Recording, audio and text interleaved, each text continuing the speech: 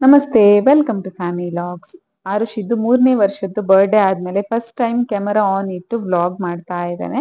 Relaxing ಆದಂತಹ ಒಂದು ದಿನ, ಹಾಗೆ ಒಂದಷ್ಟು ಟಿಪ್ಸ್ ಅಂಡ್ ವಿಷಯಗಳನ್ನ ಶೇರ್ ಮಾಡಿದ್ದಾನೆ. ಕೊನೆವರೆಗೆ ವಿಡಿಯೋ ನೋಡಿ, ತುಂಬಾನೇ ಯೂಸ್ಫುಲ್ ಆಗಿರುತ್ತೆ. ಇವತ್ತು ಮಧ್ಯಾಹ್ನಕ್ಕೆ ಅನ್ನ ಮಾಡ್ತಾ ಇದ್ದಾನೆ. ಅನ್ನ ಮತ್ತೆ ಪಲ್ಯ ಮಾಡಿದ್ದೆ, ಸಿಂಪಲ್ ಆಗಿರ್ಲಿ ಊಟ ಅಂತ ಹೇಳಿ. ರಾಗಿ ಮುದ್ದೆ ಏನು ಮಾಡಕ್ಕೆ ಹೋಗ್ತಾ ಇಲ್ಲ. ಬೆಳಗ್ಗೆ ನಾನ್ ಆಗಿರ್ಲಿ ಅಥವಾ ಆರುಷ್ ಆಗಿರ್ಲಿ ಹಾಲು ಕುಡ್ತಿರ್ಲಿಲ್ಲ. ಸೊ ಇವಾಗ ಹಾಲು ಕುಡಿತಾ ಇದ್ದಾವೆ. ಇದು ಒಂದು 10:30 11 ಗಂಟೆ ಆಗುವಾಗ. ಸೊ ನಮ್ದು ಬೆಳಗ್ಗಿನ ಅಂದ್ರೆ ಮಿಡ್ ಮಾರ್ನಿಂಗ್ ಸ್ನಾಕ್ ಇವತ್ತು ಇದೇ ಆಗಿರ್ತದೆ. ನಾನು ಏನಾದ್ರೂ ಕೆಲಸ ಮಾಡ್ತಿರುವಾಗ ಆರುಷ್ಗೆ ಅವನಷ್ಟಕ್ಕೆ ಅವನು ಆಟ ಆಡ್ಬೇಕಂತ ಹೇಳಿ ಯಾವಾಗ್ಲೂ ಹೇಳ್ತಾ ಇರ್ತಾನೆ. ತುಂಬಾ ಅವನಷ್ಟಕ್ಕೆ ಅವನು ಟೈಮ್ ಅನ್ನ ಸ್ಪೆಂಡ್ ಮಾಡೋದಕ್ಕೆ ಪ್ರಯತ್ನ ಮಾಡ್ತಾನೆ ಅವನು. ಇವಾಗ ಕೂಡ ಅಷ್ಟೇ, ಅವನಷ್ಟಕ್ಕೆ ಅವನು ಏನೋ ಒಂದು ಆಟ ಆಡ್ತಾ ಇದ್ದ. ಒಂದೇ ತರದ್ದು ಟಾಯ್ಸ್ ತಂದು ಕೊಡೋದಕ್ಕಿಂತ ಬೇರೆ ಬೇರೆ ತರದ್ದು ಟಾಯ್ಸ್ ಆಗಿರ್ಲಿ ಅಥವಾ ಯಾವುದೇ ಒಂದು ವಸ್ತುವನ್ನ ಬೇರೆ ಬೇರೆ ತರ ನಾವು ಮಕ್ಕಳಿಗೆ ಕೊಟ್ರೆ ಅವರು ಸ್ವಲ್ಪ ಇಂಟ್ರೆಸ್ಟಿಂಗ್ ಆಗಿ ಆಡ್ಲಿಕ್ಕೆ ಇಷ್ಟಪಡ್ತಾರೆ. ಸೊ ಇದು ಒಂದು ಟಾಯ್ ಕ್ಯಾಮರಾ ನಾವು ತಗೊಂಡಿರೋದು ಅವನಿಗೆ. ಅದರಲ್ಲಿ ಒಂದ್ ಸ್ವಲ್ಪ ಹೊತ್ತು ಅವನಷ್ಟಕ್ಕೆ ಅವನು ಆಟ ಆಡ್ತಾ ಇರ್ತಾನೆ. ಆಕ್ಚುಲಿ ಬರ್ಡೇ ದಿನ ಅನ್ಸುತ್ತೆ, ಅವನ ಕ್ಯಾಮರಾದಲ್ಲಿ ಅವನೇ ಕ್ಯಾಪ್ಚರ್ ಮಾಡಿರುವಂತಹ ಫೋಟೋ ಅಥವಾ ಯಾರು ಕ್ಯಾಪ್ಚರ್ ಮಾಡಿದಂತ ಗೊತ್ತಿಲ್ಲ. ಅಭಿ ವೈಫ್ ಇದ್ದು ಫೋಟೋ ಇದೆ, ಪೂಜಂದು ಫೋಟೋ ಇದೆ ಇದ್ರಲ್ಲಿ. ನಾನು ಕೂಡ ಇವಾಗ್ಲೇ ನೋಡಿದ್ದ, ಅವ್ನು ಇವಾಗಲೇ ತೋರಿಸಿದ್ದು ನನ್ಗೆ. ಸೊ ತುಂಬಾ ಚೆನ್ನಾಗಿ ಬಂದಿದೆ, ಬಟ್ ಯಾರು ತೆಗ್ದಂತ ಗೊತ್ತಿಲ್ಲ. ಈ ಕ್ಯಾಮರಾ ಕೂಡ ತುಂಬಾನೇ ಚೆನ್ನಾಗಿದೆ ಆಕ್ಚುಲಿ ಹೇಳ್ಬೇಕಂದ್ರೆ. ಬಟ್ ಏನಂದ್ರೆ ತುಂಬಾ ಕ್ಲಾರಿಟಿ ಇಲ್ಲ. ಅಂದ್ರೆ ಮಕ್ಳಿಗೆ ಎಷ್ಟು ಬೇಕು ಅಷ್ಟು ತುಂಬಾನೇ ಚೆನ್ನಾಗಿದೆ. ಹಾಗೆ ಇನ್ನೊಂದು ವಿಷಯ ಏನಂದ್ರೆ, ಮಕ್ಕಳು ಅವರಷ್ಟಕ್ಕೆ ಅವರು ಆಟ ಆಡ್ತಾರೆ ಅಂತ ಇದ್ದಾಗ ಅವರಿಗೆ ನೀರು ಎಲ್ಲ ಟೈಮ್ ಟು ಟೈಮ್ ಕೊಡೋದು ತುಂಬಾ ಮುಖ್ಯ ಆಗುತ್ತೆ. ನಾನು ಏನ್ ಮಾಡ್ತೇನೆ, ಈ ಟೈಮಲ್ಲಿ ಅವನಿಗೊಂದು ಬಾಟಲ್ ಅಲ್ಲಿ ನೀರ್ ಹಾಕಿ ಕೊಟ್ಟಿರ್ತೇನೆ. ಸೊ ಅವನಿಗೆ ಯಾವಾಗ ಬೇಕು ಅಂತ ಅನ್ನಿಸ್ತದೆ ಅವಾಗ ಅವನಷ್ಟಕ್ಕೆ ಅವನು ಹೋಗಿ ಕುಡಿತಾನೆ. ಆರುಷ್ಗೆ ಬುಕ್ಸ್ ಅಂದ್ರೆ ಕೂಡ ತುಂಬಾನೇ ಇಷ್ಟ. ಅಂಡ್ ನಾನು ತುಂಬಾ ಬೇಗ ಅದನ್ನ ಇಂಟ್ರೊಡ್ಯೂಸ್ ಮಾಡಿದ್ರಿಂದ ನನ್ಗೆ ಅದ್ರದ್ದು ಬೆನಿಫಿಟ್ಸ್ ಗೊತ್ತಾಗುತ್ತೆ, ಆರುಷ್ನಲ್ಲಿ ಚೇಂಜಸ್ ನನ್ಗೆ ಗೊತ್ತಾಗುತ್ತೆ. ಸೊ ಇದು ಒಂದು every day action words book ಅಂತ ಹೇಳಿ ತುಂಬಾ ಚೆನ್ನಾಗಿದೆ. ಇದು ವಿಶೇಷವಾಗಿ ಯಾರಿಗಂದ್ರೆ ಸ್ವಲ್ಪ ಸ್ಲೋ ಲರ್ನರ್ಸ್ ಇರ್ತಾರಲ್ವಾ, ಅವರಿಗೆ ತುಂಬಾ ಹೆಲ್ಪ್ ಆಗುತ್ತೆ. ಬಟ್ ಅವ್ರಿಗೆ ಮಾತ್ರ ಅಲ್ಲ, ಯಾವುದೇ ಮಕ್ಕಳಿಗೆ ಕೂಡ ಯೂಸ್ ಆಗುತ್ತೆ. ಏನಂದ್ರೆ ನಾವು ಯಾವ ಏಜ್ ಅಲ್ಲಿ ಹೇಗೆ ಇಂಟ್ರೊಡ್ಯೂಸ್ ಮಾಡ್ತೇವೆ ಅದು ತುಂಬಾ ಮ್ಯಾಟರ್ ಆಗಿರ್ತದೆ. ನಮ್ಗೆ ಮಕ್ಕಳಿಗೆ ಒಂದೆರಡು ಭಾಷೆ ಜೊತೆಗೆ ಕಲಿಸಿ ಕೊಡ್ಬೇಕು ಅಂತಿರುವಾಗ ಕೂಡ ಇದು ತುಂಬಾನೇ ಯೂಸ್ ಆಗುತ್ತೆ. Which color? What is this? What is this? What is this? You tell. Bathing. Okay. What is this? Shampoo. What is hair wash? Hair wash. Hair wash. Shampoo. Yes, body wash. Brushing. Hallujudu. Brushing. Hallujudu. What is this? What is this? You tell me. I told you, no? Now your turn. What is this? TV. Remote. Yes. ಈ book ಅಲ್ಲಿ every day action words ಇದೆ. ಪ್ರತಿ page ಅಲ್ಲಿ 2 picture ಇದೆ. ಹಾಗೆ ಒಂದ್ side ಅಲ್ಲಿ 3-4 sentence ತರ ಕೊಟ್ಟಿದ್ದಾರೆ. ಅಂದ್ರೆ ಆ ಪಿಕ್ಚರಿಗೆ ರಿಲೇಟೆಡ್ 2 ವರ್ಡ್ ಕೊಟ್ಟಿದ್ದಾರೆ. ಅದಾದ್ಮೇಲೆ ಒಂದು ಸೆಂಟೆನ್ಸ್ ಕೊಟ್ಟಿದ್ದಾರೆ. ಅದಾದ್ಮೇಲೆ ಆ ವಸ್ತುಗಳನ್ನ ಯೂಸ್ ಮಾಡಿ ನಾವು ಹೇಗೆ ಅದನ್ನ ಯೂಸ್ ಮಾಡ್ತೇವೆ ಅಂದ್ರೆ ಆಕ್ಷನ್ ವರ್ಡ್ಸ್ ಕೊಟ್ಟು ಒಂದು ಸೆಂಟೆನ್ಸ್ ಕೊಟ್ಟಿದ್ದಾರೆ, 1-2 ಸೆಂಟೆನ್ಸ್. ಸೊ ನಮ್ಗೆ ಇವಾಗ ಈ ಬುಕ್ ಇಂಗ್ಲಿಷ್ ಅಲ್ಲಿದೆ. ಸೊ ಮಕ್ಕಳಿಗೆ ನಮ್ಗೆ ಇಂಗ್ಲಿಷ್ ಹೇಳಿ ಕೊಡ್ಬೇಕು ಅಂತ ಇದ್ರೆ ಅದ್ರ ಮೂಲಕ ನಾವು ಈಸಿಯಾಗಿ ಹೇಳಿಕೊಡ್ಬಹುದು. ಅಥವಾ ನಮ್ಗೆ ನಮ್ಮ ಮದರ್ ಟಂಗ್ ಅಥವಾ ಯಾವುದೋ ಒಂದು ಭಾಷೆ ಹೇಳಿ ಕೊಡ್ಬೇಕು ಅಂತ ಇದ್ರೆ ಆ ಪಿಕ್ಚರ್ ಅನ್ನ ತೋರಿಸಿ ನಾವು ನಮ್ಗೆ ಯಾವ ಭಾಷೆ ಹೇಳಿ ಕೊಡ್ಬೇಕು ಮಕ್ಕಳಿಗೆ ಆ ಭಾಷೆಯಲ್ಲಿ ಎಕ್ಸ್ಪ್ಲೇನ್ ಮಾಡಿದ್ರೆ ಅವರಿಗೆ ತುಂಬಾ ಹೆಲ್ಪ್ ಆಗುತ್ತೆ. ಸೊ ನಾನ್ ಏನ್ ಮಾಡ್ತೇನೆ, ಆರುಷ್ಗೆ ನಾರ್ಮಲ್ ಆಗಿ ಅಲ್ಲಿರುವಂತಹ ವಸ್ತುಗಳಾಗಿರ್ಬಹುದು ಅಥವಾ ಅದರಲ್ಲಿ ಮಾಡುವಂತಹ ಆಕ್ಷನ್ ವರ್ಡ್ಸ್ ಚೆನ್ನಾಗಿ ಗೊತ್ತು. ಅದನ್ನ ನಾನು ಬೇರೆ ರೀತಿಯಲ್ಲಿ ಆಲ್ರೆಡಿ ಹೇಳಿ ಕೊಟ್ಟಿದ್ರುನುವೆ ಇವಾಗ ನಾನು ಅವನಿಗೆ ಸೆಂಟೆನ್ಸ್ ಫಾರ್ಮ್ ಮಾಡೋದು ಅಥವಾ ಅದು ಇಂಗ್ಲಿಷ್ ಅಲ್ಲಿ ಆಗಿರಬಹುದು ಅಥವಾ ಕನ್ನಡದಲ್ಲಾಗಿರಬಹುದು, 2 ಲ್ಯಾಂಗ್ವೇಜ್ ಅಲ್ಲಿ ಕೂಡ ಸೆಂಟೆನ್ಸ್ ಫಾರ್ಮ್ ಮಾಡೋದನ್ನ ನಾನು ಅವನಿಗೆ ಹೇಳಿ ಕೊಡ್ತೇನೆ. ನಾವು ಮನೆಯಲ್ಲಿ ತುಳು ಮಾತಾಡೋದ್ರಿಂದ ಅವನಿಗೆ ತುಳು ಸಾಧಾರಣವಾಗಿ ಆಲ್ಮೋಸ್ಟ್ ಎಲ್ಲ ಅರ್ಥ ಆಗುತ್ತೆ. ಹಾಗೆ ಅವನು ಮಾತಾಡ್ತಾನೆ ಕೂಡ, ತುಂಬಾ ಚೆನ್ನಾಗಿ ಮಾತಾಡ್ತಾನೆ. ಬಟ್ ಕನ್ನಡ ಅಂಡ್ ಇಂಗ್ಲಿಷ್ 100% ಅವನಿಗೆ ಬರೋದಿಲ್ಲ. ಅಂದ್ರೆ ತುಳು ಎಷ್ಟು ಗೊತ್ತಾಗುತ್ತೆ ಅಷ್ಟು ಅವನಿಗೆ ಕನ್ನಡ ಮತ್ತೆ ಇಂಗ್ಲಿಷ್ ಬರೋದಿಲ್ಲ. ಸೊ ಅದಕ್ಕೆ ನನ್ಗೆ ಈ ಬುಕ್ ತುಂಬಾ ಹೆಲ್ಪ್ ಆಗ್ತಾ ಇದೆ. ಇನ್ನು ಮಕ್ಕಳಿಗೆ ಓದೋಕೆ ಗೊತ್ತಾಗ್ಬೇಕು ಅಂತ ಇರುವಾಗ ಕೂಡ ಆ ಬುಕ್ ಅಲ್ಲಿ ಪಿಕ್ಚರ್ ನೋಡಿ ಅದರಲ್ಲಿ ಬರ್ದಿದ್ದನ್ನ ಓದಿದ್ರೆ ಮಕ್ಕಳಿಗೆ ಅದು ಕೂಡ ಒಂದು ಹೆಲ್ಪ್ ಆಗುತ್ತೆ. ಸೊ ಯಾವ ಏಜಿನ ಮಕ್ಕಳಿಗೆ ಕೂಡ ಇದು ತುಂಬಾನೇ ಯೂಸ್ ಆಗುತ್ತೆ. 2+ ಇಯರ್ಸ್ ಇದ್ರೆ ಆರಾಮಾಗಿ ಇದನ್ನೊಂದು ಪರ್ಚೇಸ್ ಮಾಡಬಹುದು. ಅಂಡ್ ಇನ್ನೊಂದು ಏನಂದ್ರೆ, ನಾವು ಮಕ್ಕಳಿಗೆ ಹೇಗೆ ಇಂಟ್ರೊಡ್ಯೂಸ್ ಮಾಡ್ತೇವೆ ನಮ್ಗೆ ಗೊತ್ತಾಗಲ್ಲ ಕೆಲವೊಂದ್ಸಲ. ಓಕೆ ಪಿಕ್ಚರ್ ಇರುತ್ತೆ, ಹೇಗೆ ಟೀಚ್ ಮಾಡ್ಬೇಕು ಅಂತ ಗೊತ್ತಾಗಲ್ಲ ಅಂತ ಇರುವಾಗ ಅದರಲ್ಲಿ ಇನ್ನೊಂದ್ ಸೈಡ್ ಅಲ್ಲಿ ಬರ್ದಿದ್ದಾರೆ ನೋಡಿ, ಇವಾಗ ಶಾಂಪೂ ಅಂತ ಬರ್ದಿದ್ದಾರೆ ಅಥವಾ ಹೇರ್ ವಾಶ್ ಅಂತ ಬರ್ದಿದ್ದಾರೆ ಅಂಡ್ ಒಂದ್ ಸೆಂಟೆನ್ಸ್ ಬರ್ದಿದ್ದಾರೆ. ಸೊ ಅದನ್ನ ನೋಡಿ ನಾವು ಅವರಿಗೆ ಎಕ್ಸ್ಪ್ಲೇನ್ ಮಾಡಬಹುದು. ಅಂದ್ರೆ ಪೇರೆಂಟ್ಸ್ಗೆ ಕೂಡ ಕೆಲವೊಂದ್ಸಲ ನಮ್ಮ ಸ್ಕಿಲ್ ಅನ್ನ ಎನ್ಹಾನ್ಸ್ ಮಾಡ್ಕೊಳ್ಬೇಕಾಗ್ತದೆ ನಾವು ಮಕ್ಳಿಗೆ ಏನಾದ್ರೂ ಒಂದು ಹೇಳಿಕೊಡುವಾಗ. ಇವಾಗ ನಮ್ಗೆ ಎಲ್ಲಾ ಮಕ್ಳು ಒಂದೇ ತರ ಇರೋದಿಲ್ಲ. ಯಾವ್ದಾದ್ರು ಮಕ್ಳು ಇವಾಗ ಸ್ವಲ್ಪ ಸ್ಲೋ ಲರ್ನರ್ ಅಂತ ಇದ್ರೆ ಅವರಿಗೆ ನಮ್ಗೆ ಗೊತ್ತಿರೋದಿಲ್ಲ ಯಾವ ರೀತಿ ಹೇಳಿಕೊಡ್ಬೇಕು ಅಂತ ಹೇಳಿ.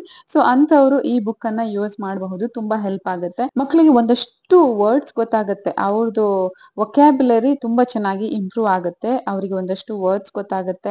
ಅದು ಅಂದ್ರೆ ನಾವು ಮತ್ತೆ ಎಕ್ಸ್ಪ್ಲೇನ್ ಮಾಡ್ಬೇಕು ಮಕ್ಳಿಗೆ, ಸುಮ್ನೆ ಬುಕ್ ಕೊಟ್ರೆ ಸಾಲೋದಿಲ್ಲ. ನಾವು ಅವ್ರಿಗೆ ಎಕ್ಸ್ಪ್ಲೇನ್ ಮಾಡ್ಬೇಕು. ಸಾಧ್ಯ ಆದ್ರೆ ನಮ್ಮ ಮನೆಯಲ್ಲಿ ನಾವು ಹೇಗೆ ಅದನ್ನ ಯೂಸ್ ಮಾಡ್ತೇವೆ ಅದರ ಪ್ರಕಾರ ಎಕ್ಸ್ಪ್ಲೇನ್ ಮಾಡ್ಬೇಕು. ಅಥವಾ ಅವ್ರ ಹತ್ರ ಏನಾದ್ರೂ ಒಂದು ಆಕ್ಟ್ ಮಾಡಕ್ ಹೇಳ್ಬೇಕು, ನಾವು ಆಕ್ಟ್ ಮಾಡಿ ತೋರಿಸ್ಬೇಕು. ಅಥವಾ ಅವ್ರ ಹತ್ರ ನಾವು ನಾರ್ಮಲ್ ಇವಾಗ ಹೇರ್ ವಾಶ್ ಬಗ್ಗೆ ಹೇಳೋದಾದ್ರೆ ನಾವು ಅವಾಗ್ಲೇ ಹೋಗಿ ಹೇರ್ ವಾಶ್ ಮಾಡೋದಕ್ಕೆ ಕರ್ಕೊಂಡು ಹೋಗ್ಬೇಕು ಅಂತ ಇಲ್ಲ. ನಾವು ಯಾವಾಗ ಅವ್ರದ್ದು ಹೇರ್ ವಾಶ್ ಮಾಡ್ತೇವೆ ಅವಾಗ ಅವರಿಗೆ ಅದನ್ನ ನೆನಪಿಸ್ಬೇಕು, ಅಂದ್ರೆ ಬುಕ್ ಅಲ್ಲಿ ಹೀಗಿತ್ತಲ್ಲ ಅಂತ ಹೇಳಿ. ಸೊ ಅದರಿಂದ ಅವರು ತುಂಬಾ ಇನ್ಫಾರ್ಮೇಶನ್ ಅನ್ನ ಅರ್ಥ ಮಾಡ್ಕೊಳ್ಳೋದಕ್ಕೆ ಸಾಧ್ಯ ಆಗುತ್ತೆ ಅಂಡ್ ಅವ್ರಿಗೆ ಅರ್ಥ ಮಾಡ್ಕೊಳ್ಳೋದಕ್ಕೆ ಕೂಡ ಈಸಿ ಆಗುತ್ತೆ. ಸೊ ಈ ತರ ಇದೆ ಇದು ಬುಕ್, ತುಂಬಾ ಚೆನ್ನಾಗಿದೆ, ತುಂಬಾ ಪೇಜಸ್ ಕೂಡ ಇದೆ ಅಂಡ್ ಕ್ವಾಲಿಟಿ ಕೂಡ ತುಂಬಾ ಚೆನ್ನಾಗಿದೆ, ಅಷ್ಟು ಬೇಗ ಹರಿದು ಕೂಡ ಹೋಗೋದಿಲ್ಲ. ಈ ಬುಕ್ ಬಂದು ಓಸ್ವಾಲ್ ಬುಕ್ಸ್ ಅವ್ರದ್ದು ಲಿಟಲ್ ಲೆಜೆಂಡ್ಸ್ ಕ್ಯಾಟಗರಿ ಅಂಡರ್ ಬರುತ್ತೆ. ತುಂಬಾನೇ ಚೆನ್ನಾಗಿದೆ. ಅವ್ರದ್ದು ಅಮೆಝಾನ್ ಅಲ್ಲಿ ಕೂಡ ಸಿಗ್ತದೆ ಅಥವಾ ಅವ್ರದ್ದು ಅಫಿಷಿಯಲ್ ವೆಬ್ಸೈಟ್ ಅಲ್ಲಿ ಕೂಡ ನಾವು ಪರ್ಚೇಸ್ ಮಾಡಬಹುದು. ಅಮೆಝಾನ್ ಲಿಂಕ್ ನಾನು ಪ್ರೊವೈಡ್ ಮಾಡಿರ್ತೇನೆ. ತುಂಬಾ ಚೆನ್ನಾಗಿದೆ, ಅವ್ರದ್ದು ಬೇರೆ ಬೇರೆ ತರದ್ದು ಬುಕ್ಸ್ ಎಲ್ಲ ಇವೆ, ತುಂಬಾ ಯೂಸ್ ಆಗುತ್ತೆ ಮಕ್ಳಿದ್ದವರಿಗೆ. ಅಂಡ್ ಇವಾಗ ನಮ್ಮದೊಂದು ಫ್ರಿಡ್ಜ್ ಕ್ಲೀನಿಂಗ್ ಕೆಲಸ ನಡೀತಾ ಇದೆ. ನಮ್ ಫ್ರಿಡ್ಜ್ ಅಲ್ಲಿ ಅದೆಷ್ಟು ವಸ್ತುಗಳಿವೆ ನೋಡಿ. ಆಕ್ಚುಲಿ ಏನಂದ್ರೆ ನಾನು ಫ್ರಿಡ್ಜ್ ಯೂಸ್ ಮಾಡೋದು ತುಂಬಾ ಕಡಿಮೆ, ವೆರಿ ಲಿಮಿಟೆಡ್ ಥಿಂಗ್ಸ್ ನ ಇಡ್ತೇನೆ ಫ್ರಿಡ್ಜ್ ಅಲ್ಲಿ. ಕೆಲವೊಂದ್ಸಲ ಏನಂದ್ರೆ ಹಾಲು ಇಡೋದು ತುಂಬಾ ಅಪರೂಪ. ಇವಾಗ ಡೈರಿ ಹಾಲು ತರೋದ್ರಿಂದ ತನ್ನ ಬಿಸಿ ಮಾಡೋದು ಕುಡಿಯೋದು ಹಾಗೆ ಆಗುತ್ತೆ. ಮೊಸರು ಇಡ್ತೇನೆ ಕೆಲವೊಂದ್ಸಲ ಅಂಡ್ ಈ ಸೋಯಾ ಸಾಸ್ ವಿನೆಗರ್ ಎಲ್ಲ ಇಡ್ತೇನೆ, ಯಾಕಂದ್ರೆ ಅದನ್ನ ನಾನು ಡೈಲಿ ಯೂಸ್ ಮಾಡೋದಿಲ್ಲ, ಅಪರೂಪಕ್ಕೊಮ್ಮೆ ಯೂಸ್ ಮಾಡೋದ್ರಿಂದ ಫ್ರಿಡ್ಜ್ ಅಲ್ಲಿ ಇಟ್ಟಿರ್ತೇನೆ. ಅಂಡ್ ನೀವು ನೋಡ್ತಿರ್ಬಹುದು ತರಕಾರಿ ಎಲ್ಲ ಇಡೋದಕ್ಕೆ ತುಂಬಾ ಬಾಕ್ಸಸ್ ಇವೆ, ಬಟ್ ಅದೆಲ್ಲ ಖಾಲಿ ಇದೆ. ನಾನು ಸೊಪ್ಪು ಎಲ್ಲ ಇರ್ತದಲ್ವಾ, ಈ ಕೊತ್ತಂಬರಿ ಸೊಪ್ಪು, ಪುದೀನ ಅಥವಾ ಕರಿಬೇವಿನ ಸೊಪ್ಪು, ಅದೆಲ್ಲ ನಾನು ಫ್ರಿಡ್ಜ್ ಅಲ್ಲಿ ಇಡ್ತೇನೆ. ಬೇರೆ ತರಕಾರಿ ಎಲ್ಲ ನಾನು ಓಪನ್ ಆಗಿ ಸ್ಟೋರ್ ಮಾಡಿ ಇಡೋದು. ಅಂಡ್ ಫ್ರೀಸರ್ ಅಲ್ಲಿ ಕೂಡ ಅಷ್ಟೇ, ಏನು ಇಡೋದಿಲ್ಲ ಜಾಸ್ತಿ ವಸ್ತುಗಳನ್ನ. ಅಂಡ್ ಅಫ್ಕೋರ್ಸ್ ನಾನು ಇಂಥದ್ದೇನಾದ್ರೂ ಕೆಲಸ ಮಾಡುವಾಗ ಆರುಷ್ ಬಂದು ಹೆಲ್ಪ್ ಮಾಡ್ತಾನೆ. ನಾವು ಮಕ್ಳು ಇರುವಾಗ, ಮಕ್ಳ ಜೊತೆ ಕೆಲಸ ಮಾಡ್ಬೇಕು ಅಂತಿರುವಾಗ ಅವರನ್ನ ಫ್ರೀ ಆಗಿ ಬಿಡ್ಬೇಕಾಗ್ತದೆ, ಇಲ್ಲದಿದ್ರೆ ಸ್ವಲ್ಪ ಪ್ರಾಬ್ಲಮ್ ಆಗುತ್ತೆ. ಆಕ್ಚುಲಿ ನಾನು ಮೊದಲೇ ಫ್ರಿಡ್ಜ್ ಅನ್ನ ಸ್ವಲ್ಪ ಹೊತ್ತು ಆಫ್ ಮಾಡಿ ಇಟ್ಟಿದ್ದೆ, ಹಾಗಾಗಿ ನನ್ಗೆ ಇದನ್ನೆಲ್ಲ ರಿಮೂವ್ ಮಾಡೋದಕ್ಕೆ ಹೆಲ್ಪ್ ಆಗುತ್ತೆ. ಇಲ್ಲದಿದ್ರೆ ಸ್ವಲ್ಪ ಗಟ್ಟಿಯಾಗಿರುತ್ತೆ. ನಾವು ಫ್ರಿಡ್ಜ್ ಅನ್ನ ಬೇಗ ಸ್ವಲ್ಪ ಆಫ್ ಮಾಡಿ ಇಟ್ಕೊಂಡಿದ್ರೆ ಮತ್ತೆ ನಮ್ಗೆ ಇದನ್ನೆಲ್ಲ ರಿಮೂವ್ ಮಾಡೋದಕ್ಕೆ ಹೆಲ್ಪ್ ಆಗುತ್ತೆ. ಅಂಡ್ ಇನ್ನೊಂದು ವಿಚಾರ ಏನಂದ್ರೆ, ನಾವು ಫ್ರಿಡ್ಜ್ ಅನ್ನ ಕ್ಲೀನ್ ಮಾಡುವಾಗ ಕಂಪಲ್ಸರಿ ನಾವು ಸ್ವಿಚ್ ಆಫ್ ಮಾಡಿ ಪ್ಲಗ್ ಅನ್ನ ರಿಮೂವ್ ಮಾಡಿ ಇಡಬೇಕು, ಇಲ್ಲದಿದ್ರೆ ಕೆಲವೊಂದ್ಸಲ ಪ್ರಾಬ್ಲಮ್ ಆಗುತ್ತೆ. ಸೊ ಅದನ್ನೊಂದು ನಾವು ಮೈಂಡ್ ಅಲ್ಲಿ ಇಟ್ಕೊಳ್ಬೇಕು. ಅಂಡ್ ಇಲ್ಲಿ ಐಸ್ ಕ್ಯೂಬ್ಸ್ ಇಟ್ಕೊಂಡು ಕೆಲಸ ನಡೀತಾ ಇದೆ ನಮ್ಮ ಆರುಷಿದ್ದು. ನಾನು ಫ್ರೀ ಆಗಿ ಬಿಟ್ಬಿಟ್ಟಿರ್ತೇನೆ ಅವನನ್ನ ಈ ತರ ನಾನು ಕೆಲಸ ಮಾಡುವಾಗ, ಯಾಕಂದ್ರೆ ಅವಾಗ ನನ್ನ ಕೆಲಸ ಕೂಡ ಆಗುತ್ತೆ, ಹಾಗೆ ಅವನ್ ಕೂಡ ಎಂಗೇಜ್ ಆಗಿ ಇರ್ತಾನೆ. ನಾನು ಇಂಥದ್ದೊಂದು ಕೆಲಸ ಇದೆ, ಸೊ ನಾನು ಸ್ವಲ್ಪ ಹೊತ್ತು ಅವನ್ಗೆ ಟಿವಿ ಹಾಕ್ತೇನೆ, ಆತರ ಎಲ್ಲ ಮಾಡೋದಕ್ಕೆ ಯಾವತ್ತೂ ಹೋಗೋದಿಲ್ಲ. ಆ ಟ್ರೇಸ್ ಎಲ್ಲ ನಾನು ನಾರ್ಮಲ್ ಆಗಿ ಡಿಶ್ ವಾಶ್ ಲಿಕ್ವಿಡ್ ಏನಿದೆ ಅದನ್ನ ಹಾಕಿ ವಾಶ್ ಮಾಡ್ತೇನೆ. ಇನ್ನು ಫ್ರಿಡ್ಜಿನ ಒಳಗಡೆ ವಾಶ್ ಮಾಡೋದಕ್ಕೆ ನಾನು 1 ಲೀಟರ್ ಅಷ್ಟು ನೀರು ತಗೊಂಡು ಅದಕ್ಕೆ ಸ್ವಲ್ಪ ವಿನೆಗರ್, ಸ್ವಲ್ಪ ಕುಕಿಂಗ್ ಸೋಡಾ ಮತ್ತೆ ಸ್ವಲ್ಪ ಲಿಂಬೆ ರಸವನ್ನ ಹಾಕಿ ಚೆನ್ನಾಗಿ ಮಿಕ್ಸ್ ಮಾಡಿ ಒಂದು ಬಟ್ಟೆಯಲ್ಲಿ ಅದ್ದಿ ಅದರಿಂದ ಒರೆಸ್ಕೊಳ್ತೇನೆ. ವಿಮ್ ಜೆಲ್ ಎಲ್ಲ ಹಾಕೋದಕ್ಕೆ ಹೋಗೋದಿಲ್ಲ. ಆಕ್ಚುಲಿ ಏನಂದ್ರೆ ನಾನು ಫ್ರಿಡ್ಜ್ ಯೂಸ್ ಮಾಡೋದೇ ಅಪರೂಪ, ಬಟ್ ಆರುಷಿದ್ದು ಬರ್ಡೇ ಇದ್ದಿದ್ರಿಂದ ನಾನು ಮಸಾಲೆ ಗ್ರೈಂಡ್ ಮಾಡಿ ಇಟ್ಟಿದ್ದೆ, ಹಾಗೆ ಸ್ವೀಟ್ ಕೇಕ್ ಅದು ಇದು ಎಲ್ಲ ಸ್ವಲ್ಪ ಇಟ್ಟಿದ್ದೆ, ಹಾಗಾಗಿ ಕ್ಲೀನ್ ಮಾಡ್ಬೇಕಾಯ್ತು. ಇದ್ರೆ ತುಂಬಾ ಗಲೀಜ್ ಅಂತ ಇದ್ರೆ ಅದೇ ಲಿಕ್ವಿಡ್ಗೆ 1-2 ಡ್ರಾಪ್ಸ್ ಅಷ್ಟು ವಿಮ್ ಜೆಲ್ ಹಾಕಿ ಕ್ಲೀನ್ ಮಾಡ್ಕೊಳ್ತೇನೆ. ಮತ್ತೇನಂದ್ರೆ ಅದು ನಾವು ಬೇಗ ಬೇಗ ಆದಷ್ಟು ಕ್ಲೀನ್ ಮಾಡ್ಕೊಂಡ್ರೆ ನಮ್ಮ ಕ್ಲೀನಿಂಗ್ ಕೂಡ ಈಸಿ ಆಗಿರ್ತದೆ, ಹಾಗೆ ಕ್ವಿಕ್ ಆಗಿ ಮಾಡ್ಕೊಳ್ಳೋದಕ್ಕೆ ಸಾಧ್ಯ ಆಗುತ್ತೆ. ಅಂಡ್ ನಾನು ಬೇರೆ ಕೆಲಸ ಮಾಡುವಾಗ ನಮ್ಮ ಆರುಷಿದ್ದು ಕೆಲಸ ಕೂಡ ಚೇಂಜ್ ಆಗ್ತಾ ಇರ್ತದೆ. ಅವನನ್ನ ಈ ವಿಷಯದಲ್ಲಿ ನಾನು ತುಂಬಾ ಫ್ರೀ ಆಗಿ ಬಿಟ್ಟಿರ್ತೇನೆ. ಅಂದ್ರೆ ಕಿಚನ್ ಅಲ್ಲಿ ಇಂತ ವಸ್ತುಗಳನ್ನ ಕೊಡೋದು ಸ್ವಲ್ಪ ರಿಸ್ಕ್ ಅಂತ ಇದ್ರುನುವೆ ಹಾಲ್ ಅಲ್ಲಿ ಅಥವಾ ಎಲ್ಲಿ ಅವನಿಗೆ ಕಂಫರ್ಟೇಬಲ್ ಇದೆ ಅಲ್ಲಿ ನಾನು ಈ ತರ ವಸ್ತುಗಳನ್ನ ಕೊಟ್ಬಿಡ್ತೇನೆ ಅವನು ಆಟ ಆಡೋದಕ್ಕೆ. ಅಡುಗೆ ಸಾಮಾನು ಹೆಚ್ಚಾಗಿ ಎಲ್ಲ ತರದ್ದು ಅಡುಗೆ ಸಾಮಾನನ್ನ ಅವನು ಆಟ ಆಡ್ತಾನೆ. ಅಂದ್ರೆ ಸೇಫ್ ಆಗಿರೋದನ್ನ ನಾನು ಅವನಿಗೆ ಆರಾಮಾಗಿ ಕೊಡ್ತೇನೆ. ಅದಕ್ಕೇನು ನಾನು ಕಂಡೀಷನ್ಸ್ ಹಾಕೋದಿಲ್ಲ. ಮಕ್ಕಳು ಈ ತರ ಆಟ ಆಡಿದ್ರೆ ಅವ್ರದ್ದು ಸ್ಕಿಲ್ಸ್ ತುಂಬಾನೇ ಎನ್ಹಾನ್ಸ್ ಆಗುತ್ತೆ. ಅವ್ರದ್ದು ಥಿಂಕಿಂಗ್ ಕೆಪಬಿಲಿಟಿ ಆಗಿರಬಹುದು, ಕ್ರಿಯೇಟಿವ್ ಆಗಿ ಅವರು ಥಿಂಕ್ ಮಾಡೋದಕ್ಕೆ ಶುರು ಮಾಡ್ತಾರೆ. ಏನಂದ್ರೆ ಮಕ್ಕಳ ಜೊತೆಗೆ ನಾವು ನಮ್ಮ ಕೆಲಸವನ್ನ ಕಂಪ್ಲೀಟ್ ಮಾಡೋದು, ಹಾಗೆ ಮಕ್ಕಳು ಕೂಡ ಖುಷಿ ಖುಷಿಯಾಗಿ ಆಡ್ಕೊಂಡು ಇರೋದಕ್ಕೆ ಇದು ಒಂದು ಒಳ್ಳೆಯ ಟಿಪ್ ಅಂತ ಹೇಳ್ಬಹುದು. ಅದೇ ದಿನ ರಾತ್ರಿ ಊಟಕ್ಕೆ ಚಪಾತಿ ಮಾಡ್ತಾ ಇದ್ವಿ. ಚಪಾತಿ ಮಾಡುವಾಗ ನನ್ಗೆ ಯಾರಾದ್ರೂ ಒಬ್ರು ಸಹಾಯಕ್ ಬಂದ್ರೆ ತುಂಬಾ ಹೆಲ್ಪ್ ಆಗುತ್ತೆ, ಇಲ್ಲದಿದ್ರೆ ಸ್ವಲ್ಪ ಕಷ್ಟ ಆಗುತ್ತೆ ಒಬ್ಳಿಗೆ ಮಾಡ್ಕೊಳ್ಳೋದಕ್ಕೆ. ಇನ್ನೊಂದು ವಿಶೇಷ ಏನಂದ್ರೆ ಈ ತರ ನಾವ್ ಅಡುಗೆ ಮಾಡುವಾಗ ಯಾರಾದ್ರೂ ಒಬ್ರು ಬಂದು ನಮ್ ಜೊತೆ ಸ್ವಲ್ಪ ಹೊತ್ತು ಮಾತಾಡ್ಕೊಂಡಿದ್ರೆ ನಮ್ಗೆ ಕೂಡ ಆರಾಮ್ ಅಂತ ಅನ್ನಿಸ್ತದೆ. ಅಂದ್ರೆ ನಾನಿದು ಫಿಸಿಕಲಿ ಹೇಳೋದಲ್ಲ, ಮೆಂಟಲಿ ಹೇಳ್ತಾ ಇದ್ದಾನೆ. ನಾವು ಯಾರಾದ್ರೂ ಆಗಿರ್ಬಹುದು, ಅದು ಹೆಣ್ಣಾಗಿರ್ಬಹುದು ಅಥವಾ ಗಂಡಾಗಿರ್ಬಹುದು, ನಾವು ಹೊರಗಡೆ ಹೋಗಿ ಕೆಲಸ ಮಾಡಿ ಬರ್ಲಿ ಅಥವಾ ಮನೆಯಲ್ಲೇ ಬೆಳಗ್ಗೆಯಿಂದ ರಾತ್ರಿವರೆಗೆ ಕೆಲಸ ಮಾಡ್ಲಿ, ನಮ್ಗೆ ಸ್ಟ್ರೆಸ್ ಅಂತ ಇದ್ದೇ ಇರುತ್ತೆ. ನಾವು ಮಕ್ಕಳನ್ನ ನೋಡ್ಕೊಂಡು ಅಡಿಗೆ ಮಾಡ್ಕೊಂಡು ಅದು ಇದು ಕೆಲಸ ಮಾಡ್ತಾ ಇರುವಾಗ ನಮ್ಗೆ ಸ್ಟ್ರೆಸ್ ಅಂತ ಇರುತ್ತೆ. ಸೊ ಒಂದ್ ಸ್ವಲ್ಪ ಹೊತ್ತು ಯಾರಾದ್ರೂ ನಮ್ ಜೊತೆ ಮಾತಾಡ್ತಾ ಇದ್ರೆ ಸ್ವಲ್ಪ ರಿಲ್ಯಾಕ್ಸ್ ಆದಾಗ ಆಗುತ್ತೆ.